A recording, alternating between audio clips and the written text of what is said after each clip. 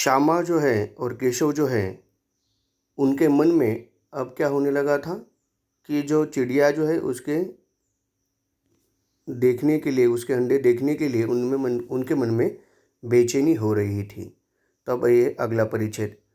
चिड़िया बेचारी इतना दाना कहाँ पाएगी कि सारे बच्चों का पेट भरे। गरीब बच्चे भूख के मारे चू चू करके मर जाएंगे। इस मुसीबत का अंदाज़ा करके दोनों घबरा बैठे। दोनों ने फैसला किया कि कार्निस पर थोड़ा सा दाना रख दिया जाए। श्यामा खुश होकर बोली, तब तो चिड़ियों को चारे के लिए कहीं उड़कर न जाना पड़ेगा ना।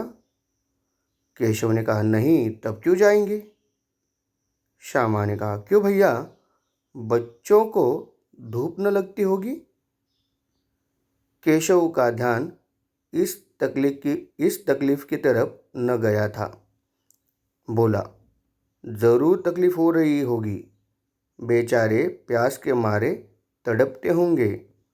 ऊपर छाया भी तो नहीं है कोई।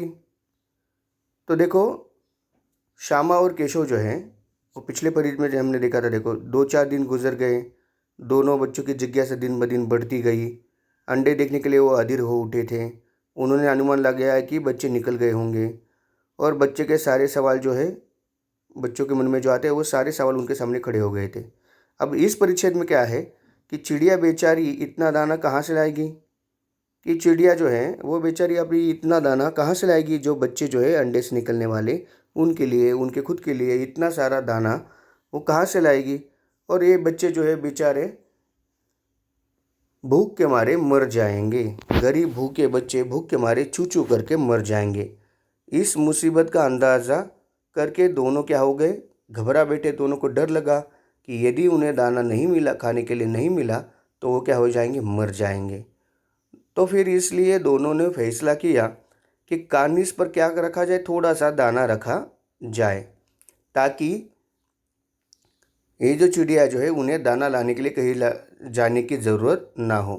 तो श्यामा ने खुश होकर कहा, तब तो चिड़ियों को चारे के लिए कहीं उड़कर न जाना पड़ेगा ना।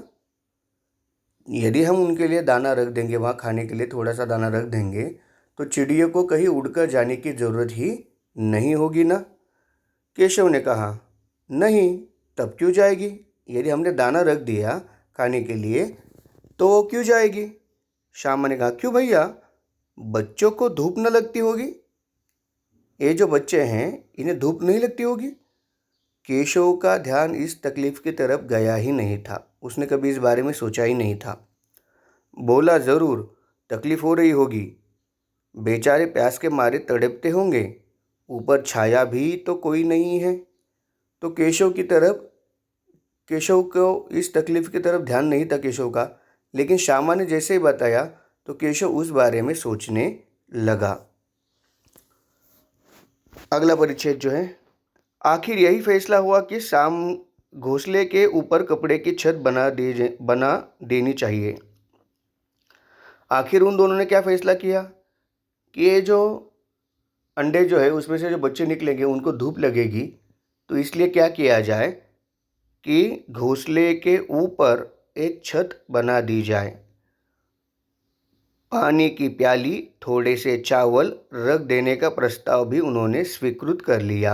मतलब वो स्वीकार कर लिया कि देखो, अभी उनके खाने की जिम्मेदारी, पानी की जिम्मेदारी, उनका आवास जो है, रहने का ठिकाना जो है, उस पर छत बनाने की जिम्मेदारी उन्होंने स्वीकार कर ली। दोनों बच्चे बड़े चाव से काम करने लगे। दोनों बच्चे जो है बड़े प्यार से, बड़े उत्साह से वो काम करने लगे। श्यामा जो है उसकी माँ की आँख बचाकर मटके से चावल निकाल लाई। श्यामा ने क्या किया कि अपनी माँ की आँख बचाकर, मतलब उसकी नज़र चुकाते हुए, उसके पीठ पीछे चावल जो है वो मटके से निकाल कर ले आई। क्योंकि ये जो दोनों जो कुछ भी काम कर रहे थे ना, घर में किसी को कुछ पता था। केशव ने पत्थर की प्याली का तेल चुपके से ज़मीन पर गिरा दिया और उसे खूब साफ करके उसमें पानी भरा। केशव ने क्या किया एक पत्थर की प्याली जो है उसमें जो तेल जो था वो चुपके से ज़मीन पर गिरा दिया। देखो बचपन में बच्चे जो हैं ऐसी हरकतें करते हैं कि जो माँ बाप को पता नहीं होती। उस तरह उन्होंने क्या किया, वो जो है पत्थर की प्याली जो है जिसमें क्या था, तेल था, तो उसने उसे क्या कर दिया, ज़मीन पर गिरा दिया और खूब साफ करके उसमें पानी भर दिया। अब चांदनी के लिए कपड़ा कहाँ से लाए? अब जो छाव करनी है उसके लिए कपड़ा कहाँ से लाए? खाने का इंतज़ाम हो गया, पीने का पानी का इंतज़ाम कर लिया, अब वो कपड़ा कहाँ से लाए? फिर ऊपर बगैर छड़ियों के कपड़ा ठहरेगा कैसे? कपड़ा यदि रखना है, छत जैसे बनाना है, तो फिर उसके लिए क्या चाहिए कि छड़ियाँ चाहिए। और छड़ियाँ खड़ी कैसी होंगी? और उन्हें अब ये चिंता थी कि उन छड़ियों को खड़ा कैसे किया जाए ताकि छाव बनी रहे। केशव बड़ी देर तक इस उधेड़ बुन में रहा, इसी सोच में रहा, इसी उलझन में रहा कि अब एक छत कैसे लगाई जाए। आखिरकार उसने यह मुश्किल भी हल कर दी। श्यामा से बोला, जाकर कूड़ा फेंकने वाली टोकरी उठा लाओ। जिससे हम कूड़ा फेंकते हैं वह टोकरी तुम उठाकर लेकर आओ। अम्मा जी को मत दिखाना, मतलब अम्मा जी को इस बात का पता नहीं चलना चाहिए कि ये लोग क्या कर रहे हैं। श्यामा कहने लगी, वह तो बीच से फटी हुई है, उसमें से धूप न जाएगी। केशव ने झुंझला कर कहा, तू टोकरी तो ले आ, मैं उसका सुराख बंद करने की कोई हिकमत निकालूंगा।